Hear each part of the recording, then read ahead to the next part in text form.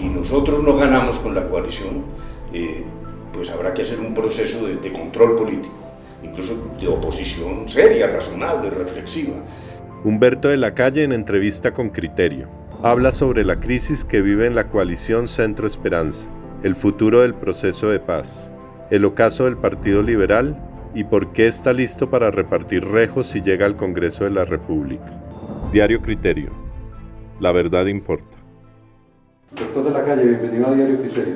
Bueno, mil gracias, encantado de estar aquí, además sorprendido, fantásticas instalaciones.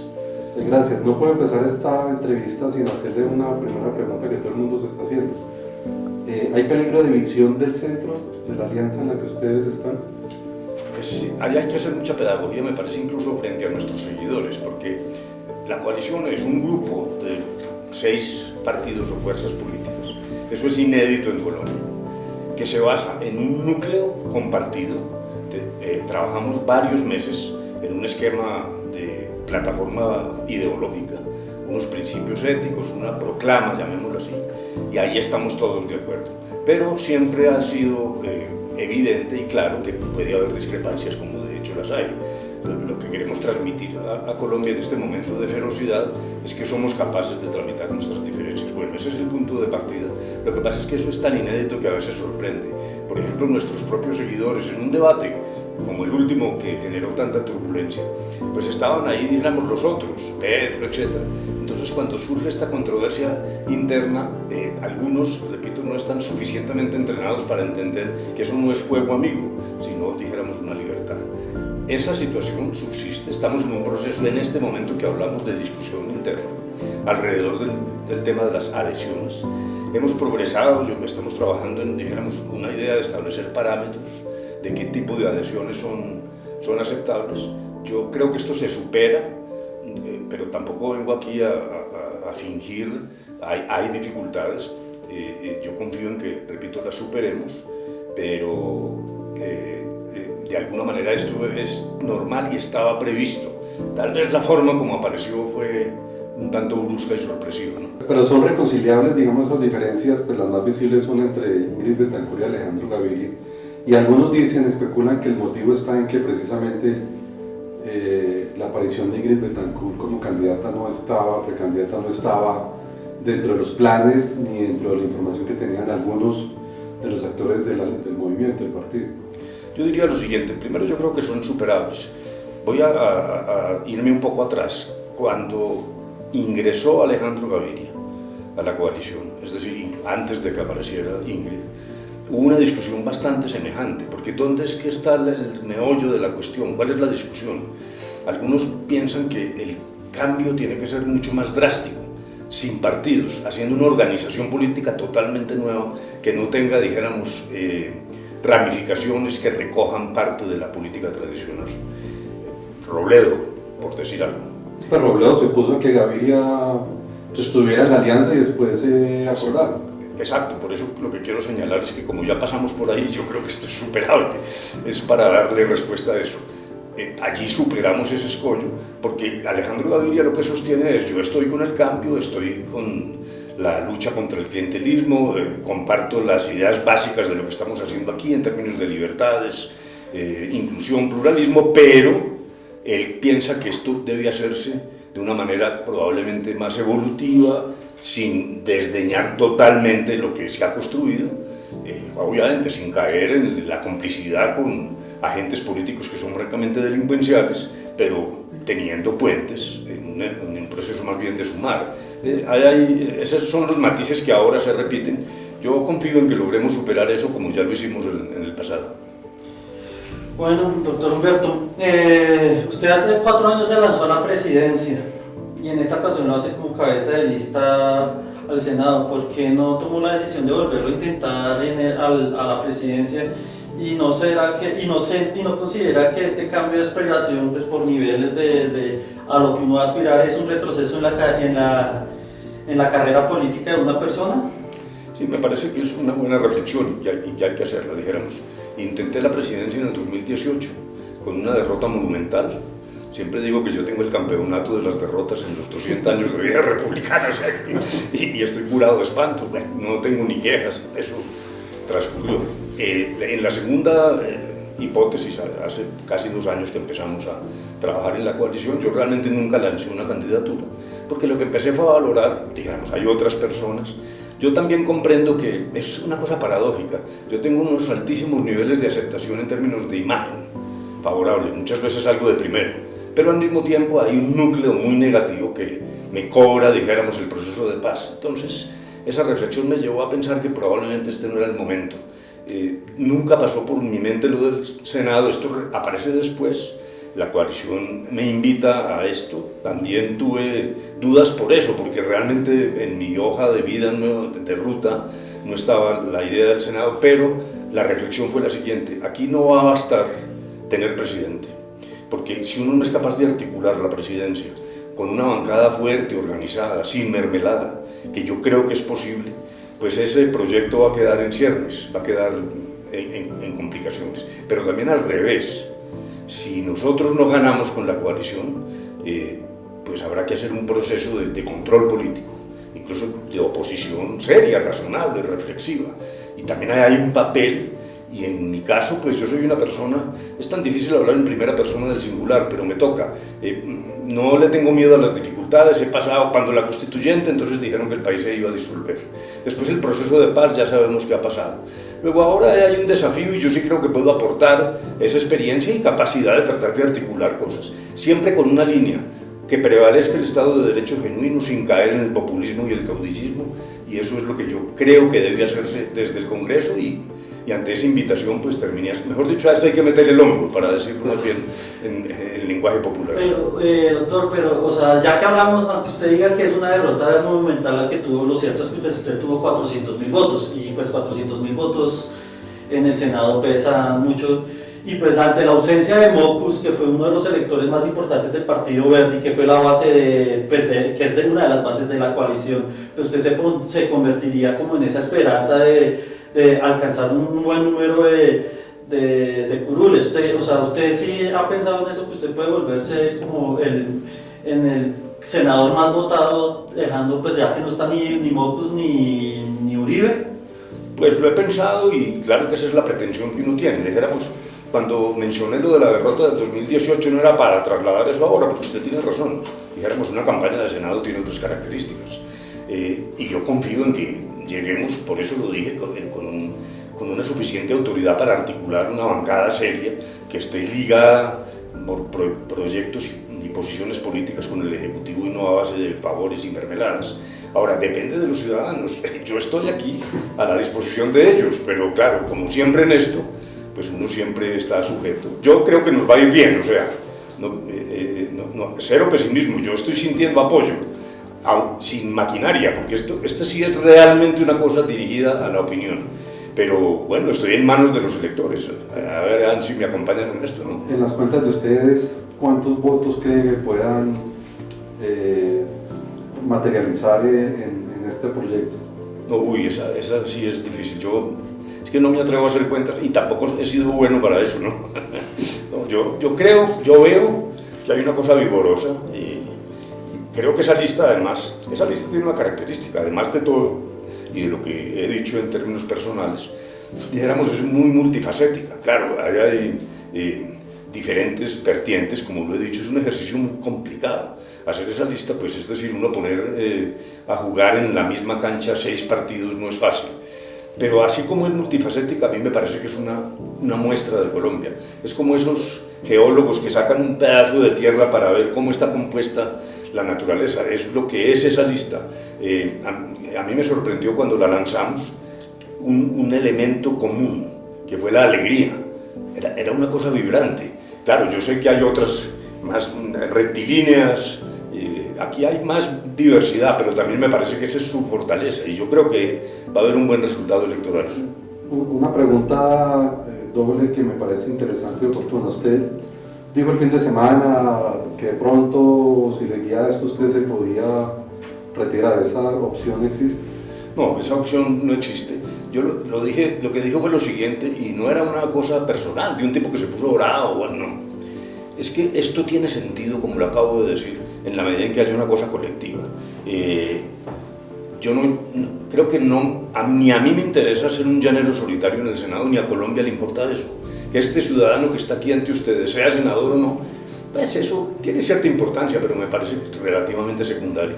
Yo lo que creo es que si logramos articular esto que estoy describiendo, y por eso mi llamado era a estos precandidatos, bueno, pónganse de acuerdo, porque esto afecta también la lista y afecta la política. Yo creo que la responsabilidad de ellos es ponerse de acuerdo, porque este es el espacio que tenemos, el espacio del centro es el que la mayoría de los colombianos favorece. Todos los colombianos dicen yo estoy de centro, el 60% dice estoy en el centro. Luego me parece que sería una irresponsabilidad no mantener ese camino vivo. ¿Le preocupa que algunos de sus compañeros y también de las listas tengan cercanías y mucha afinidad con el pacto y con Petro? Sí, ese es otro fenómeno inédito. Sí, dijéramos, eso es raro. No lo voy a ocultar, eso pues no es como normal, ¿no? Ese fue un ejercicio muy difícil, pero lo que llegamos a la idea es la siguiente. Pues el Partido Verde es un partido grande, importante, que integra la coalición. Ha habido unas discusiones internas del Verde. Entonces lo que tratamos fue de que eso no rompiera la lista y admitir dentro de la lista, en un acuerdo con el Partido Verde, que se separara la disputa presidencial de la configuración de las listas de Congreso. Entonces, en lo presidencial hay algunos que prefieren a Petro. Eso es raro, pero somos capaces de manejarlo. Y yo creo que seremos capaces ahora.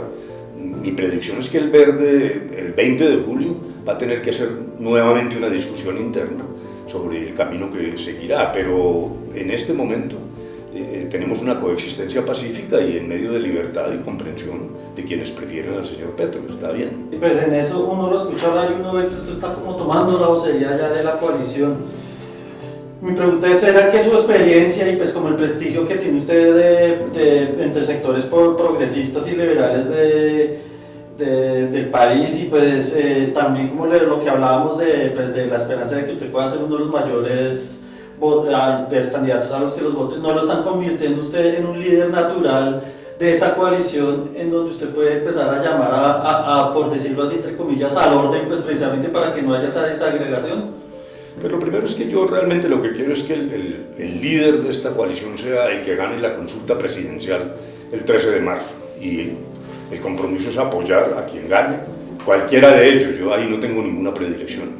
Pero, pues de alguna manera, no puedo ocultar que algo de razón tiene usted en que, dijéramos, uno conjuga, me imagino también que cierta experiencia, etcétera, y a veces uno actúa medio referente.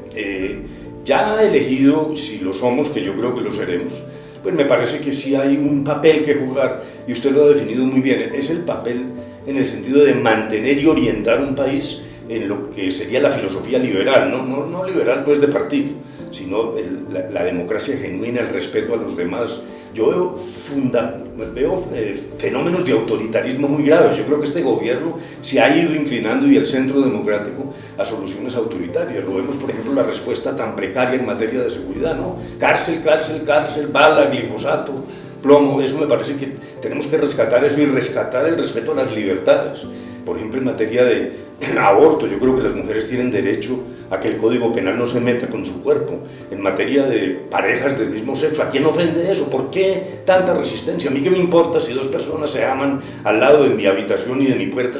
¿A quién agrede? Me parece que hay un escenario de libertades, y eso se traslada también al tema de droga, consumo, cultivos ilícitos. O sea que yo creo que es una orientación, además con un acento fuerte en la reforma rural. O sea, el acuerdo de paz no fue solo un acuerdo militar, ahí 13.000 tipos dejaron las armas, pero ahí hay una hoja de ruta, y es lo que yo quiero defender también, y en ese sentido sí esperaría congregar voluntades, claro que sí. Usted que ha sido, pues, ha estudiado este país, lo ha recorrido, lo ha pensado, lo ha tenido que volver a desarmar y armar, ¿por qué cree que este país se ha vuelto tan conservador en los últimos 15, 20 años otra vez? ¿O es que siempre lo ha sido y nos dimos cuenta de que, al contrario, aquí no ha habido mayor avance en ese tema de las libertades y de tendencias liberales? No, yo creo que ha habido lucha siempre. El siglo XIX es un siglo de confrontación, desde las ideas liberales y la concepción conservadora de orden y autoridad. Eso está en el ADN de Colombia.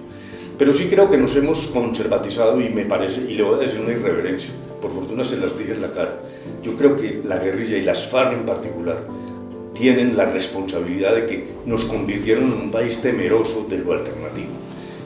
Durante la confrontación guerrillera, todo lo que apareciera distinto, todo lo que apareciera reclamo, se temía que era violencia. Entonces el movimiento estudiantil se acabó, el movimiento sindical prácticamente liquidado, porque la sociedad se fue moviendo hacia esas posiciones de orden por miedo a la violencia. Yo creo que uno de los fenómenos nuevos es que el acuerdo de paz le ha abierto más a la política. Yo creo que incluso muchas de las movilizaciones callejeras, dejando de lado el vandalismo, claro, nadie aplaude el vandalismo, pero es una forma de respirar distinta. Yo creo que estamos abriendo más espacio para posiciones alternativas.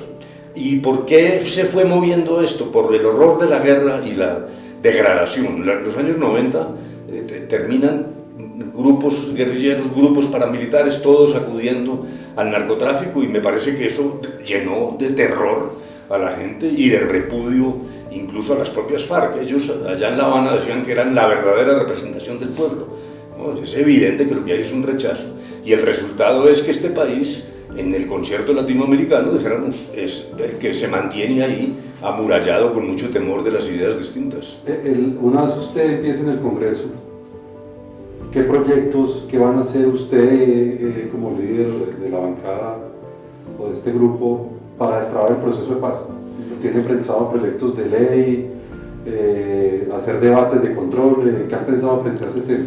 Dijéramos, a mí me parece que el aparato de la normatividad, por decirlo así, la legalidad que rodea el proceso está ya vigente.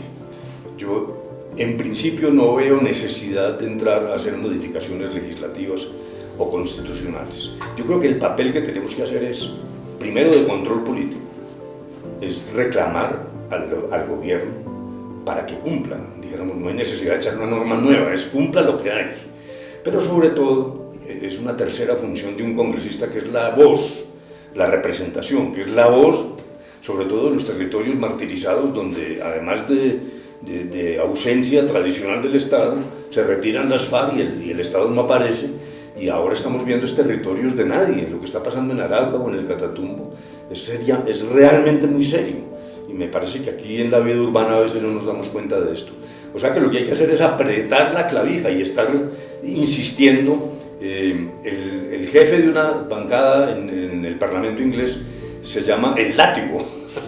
Luego, allá lo que hay es que dar látigo para que cumplamos lo que está pactado. Por eso me sorprende mucho del doctor Archila, a quien yo le reconozco que ha hecho esfuerzos y tal, me descubro, pero eso de que el acuerdo puede cumplirse o no, pues francamente me parece una cosa aterradora. ¿Pero a usted le gusta el látigo o el zurriago? Yo creo que por mi proveniencia del gran país paisa, pues será el surriago el que tenemos que utilizarlo. ¿Usted está de acuerdo con, qué vamos a hacer con el ELN? ¿Usted está de acuerdo con negociar, no negociar, exigirle condiciones mínimas para, ya que usted pasó por todo este proceso, hay forma de hacer un fast track, digamos, tipo fast track con el ELN? Yo diría lo siguiente, hay una cosa en la que yo apoyo a Duque. Después del ataque a la escuela de cadetes, me parece que tenía que romper las negociaciones, yo eso lo comprendo. El ELN acude demasiado fácil al aventurerismo y a crear unas situaciones inmanejables. Aparte de que ha sido un grupo con el que se ha negociado 1000 veces y nunca ha sido esto fructífero, entre otras cosas por su proceso interno de toma de decisiones, alas muy radicales, en fin. Entonces, ese es el punto de partida. Pero yo creo que eso no puede quedar así. Me parece que solo no tener política frente al ELN es un error. Lo que estamos viendo en Arauca, repito, pues es un desastre, y es un desastre humanitario, a ambos lados de la frontera.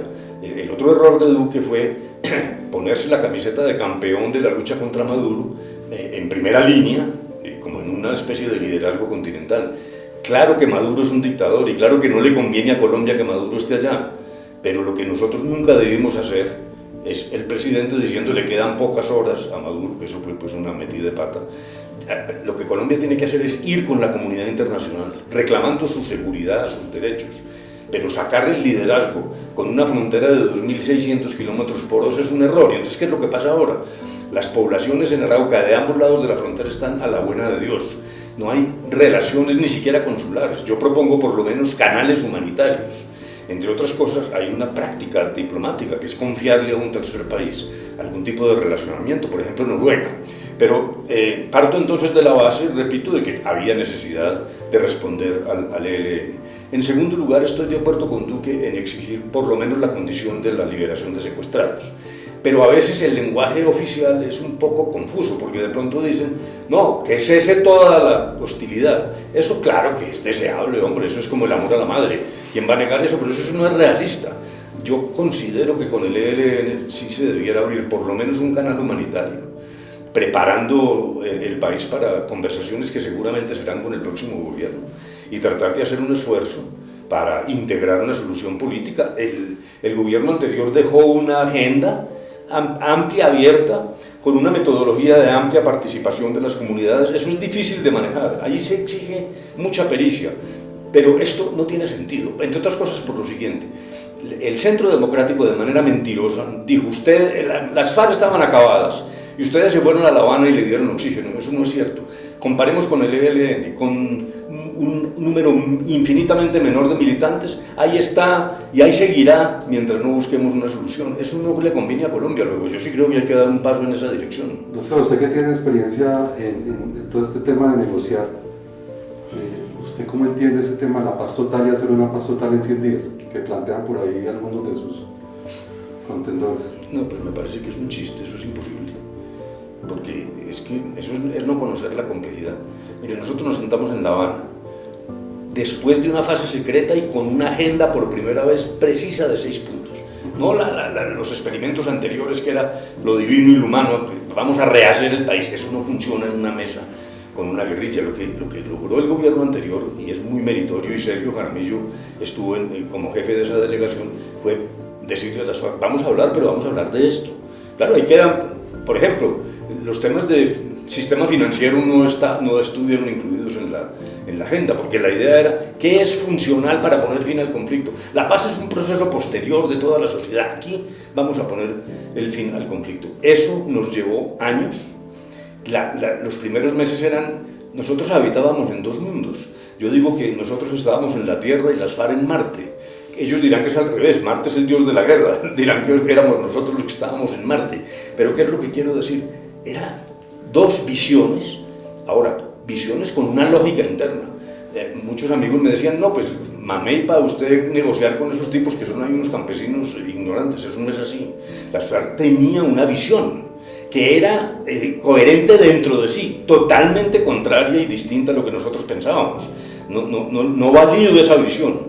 Pero eran 2 mundos, como 2 balines separados. Fue muy difícil siquiera en el punto 1, en lo rural, empezar a mirar los territorios comunes. Luego eso en 100 días me parece francamente una charada. Bueno, siguiendo con estos temas, ¿qué hacer con las disidencias y con el Clan del Golfo? Porque a pesar de que se haya entregado o capturado a Usuga, lo cierto es que el Clan del Golfo está vivito y coleando, y las disidencias aún más. O sea, ¿qué hacer? O sea, negociación, sometimiento, o sea, ¿cómo tratar ese problema? Porque, como usted lo dijo hace poquito, pues nos hemos dado cuenta que a bala y plomo no funciona esa solución. Sí, yo creo que con los grupos criminales ligados fundamentalmente al narcotráfico, me parece que ese es un karma que le tocó a Colombia y que sí tenemos que enfrentar. Yo creo que ahí no hay posibilidad de sucedáneos creativos con una varita mágica que uno salga de un problema que nos cayó a Colombia por su posición geográfica o por mil razones, y estamos embarcados en esos, y esas organizaciones criminales son dañinas en el narcotráfico o en el lavado de activos o en la trata de personas. Luego esas organizaciones hay que combatirlas. Lo que pasa es que antes de señalar temas como el tema del sometimiento, que es, dijéramos, la línea que diferencia una negociación política, que es la que hay que hacer con el ELN, con estos otros grupos lo que hay que hacer es un proceso de sometimiento. Eso puede que implique intercambio de mensajes. Yo no quiero ser ingenuo, pero dijéramos, no tiene el sello político de una guerrilla a la que se le reconoce como actor político. Pero detrás de esto que está, y por eso hay que ir a la raíz, detrás de esto está el narcotráfico. Y el narcotráfico tiene un primer eslabón que son los cultivos. Hemos tenido una política muy ciega, que es ensañarnos en los cultivos, con un buen nivel de interdicción en el eslabón de narcotráfico propiamente dicho, interdicción, etc. Pero todo el tema de la droga está, dijéramos, el producto de la droga es la ilegalidad, y la ilegalidad es la que alimenta el negocio. Por lo tanto, yo sí creo que la humanidad tiene que abrir caminos distintos para que este tratamiento sea diferente al de simplemente la represión. Y me traslado a los cultivos. ¿Qué fue lo que hicimos en La Habana? Decir, hombre, vamos primero a intentar la sustitución voluntaria. Sustitución voluntaria con las comunidades. Esto es clave, porque es que en el pasado hubo intentos de sustitución que no funcionan. Cuando le meten plata al bolsillo al campesino, pues él se coge la plata y siembra en otro lado. No, esta era una propuesta comunitaria donde las propias comunidades servían dijéramos, de la auditoría del proceso de sustitución. El gobierno llegó, dijo, yo cumplo los acuerdos que se hayan firmado, pero de aquí para adelante lo que hay es glifosato y plomo. Eso no funciona. Es que, lo dijo Einstein, el error del ser humano no es inventar y equivocarse, el error es repetir lo mismo creyendo que el resultado va a ser otro. Eso es una locura, y es una locura mundial. Esa guerra contra las drogas lo que ha hecho es perturbar, y en nuestro caso, toda la institucionalidad.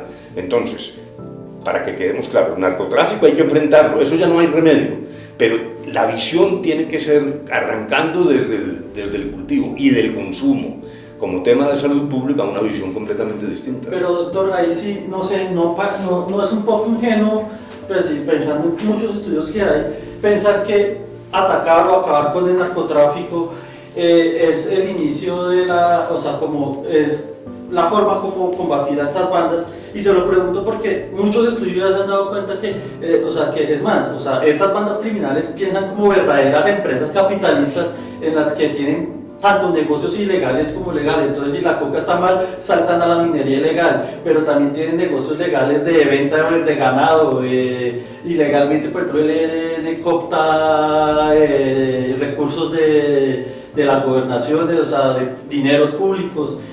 Hasta negocios de cosechas y todo, tienen todo un portafolio de negocios que lo que muestra es que si se acaba el narcotráfico ellos siguen con una lógica capitalista de esa manera. Entonces, estoy de acuerdo con tu última afirmación y yo mismo lo dije. Las organizaciones criminales son ubicuas y tienen una racionalidad económica, eso es absolutamente cierto. Pero hoy lo que está pasando es que el motor de su accionar violento es la ilegalización de la droga. Un mundo que ilegalizó la droga, probablemente en forma innecesaria, como ya empieza a verse, porque hay muchas voces que se suman a decir, bueno, esto fue un error que cometió el señor Nixon y condujo al mundo a una tragedia de esta naturaleza.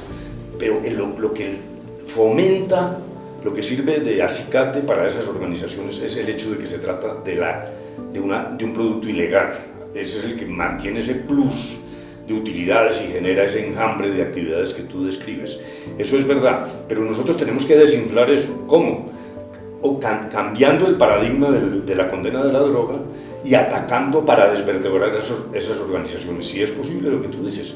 En Estados Unidos, cuando se termina la guerra contra el alcohol, quedaron mafias, y hay mafias. Claro, yo no estoy diciendo, el mundo no es un territorio solo de un jardín de rosas, pero es muy distinto. Si tú quitas el elemento ilegalidad, pues trabajar con seguramente organizaciones que continuarán actuando. Pero por eso dije al principio, para que no me malinterpreten, frente a las organizaciones criminales tenemos un karma y la única manera es resistir. En ese sentido, sí, una sociedad democrática con legitimidad tiene el deber y el derecho de actuar frente a esas organizaciones. Usted siempre ha sido pues, un liberal y fue un líder y una figura del Partido Liberal. ¿Usted cree que el Partido Liberal, por qué va a ser opción de poder y por qué está en la situación en la que está hoy en día? Yo sí creo que el Partido Liberal olvidó sus banderas tradicionales. En el siglo XIX era el partido de la élite de las libertades y también de la política social, la Revolución en Marcha, Gaitán, etc.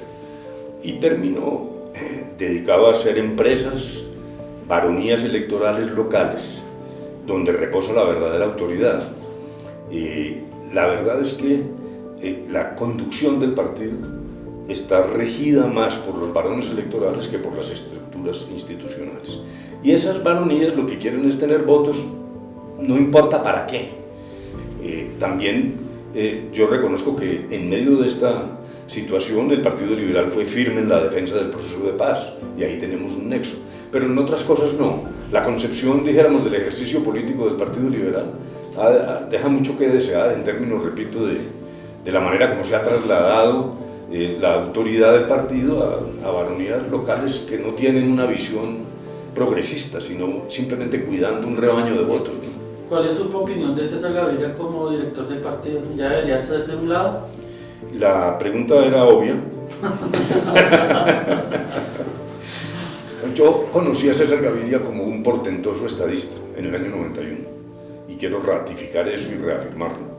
Y allí trabajamos en la Constituyente y en una visión muy completa del país, con una gran capacidad de liderazgo y de anticipación de los acontecimientos. Yo debo lealtad a eso. Dijéramos, yo nazco a la vida pública ahí. Luego, yo no voy a denigrar y aun cuando me invitan a jalarme la lengua para que yo diga que hay un error y que ha perdido el rumbo, yo no diré eso. Yo prefiero mantener el Gaviria que conocí. Ahora, aún así, yo sí creo que hay un momento de desgaste, que un hombre público de ese tamaño, lidiando con pequeñeces, para mí esa ya sería un error. Yo creo que él debería recuperar su condición, que es una condición de gran estadista histórico. Ya, para ir terminando, dentro de la alianza, ¿a quién le gustaría fichar de otro partido y a quién no le gustaría tener, de los que están en el listado?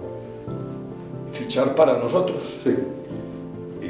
Yo tengo admiraciones exógenas, o sea, fuera de la alianza, que claro, siempre generan discusiones políticas, pero por ejemplo yo creo que Mauricio Cárdenas es un tipo muy importante, que tiene una visión muy clara del comportamiento de la economía, y se le acusa por neoliberal, y se dice que él era el instrumentador de Santos, en fin, pero yo creo que hay gente por fuera con la que debemos contar, porque me parece, y esto puede ser un pronóstico, que lo que vamos a encontrar en el Congreso son tres fuerzas bien definidas.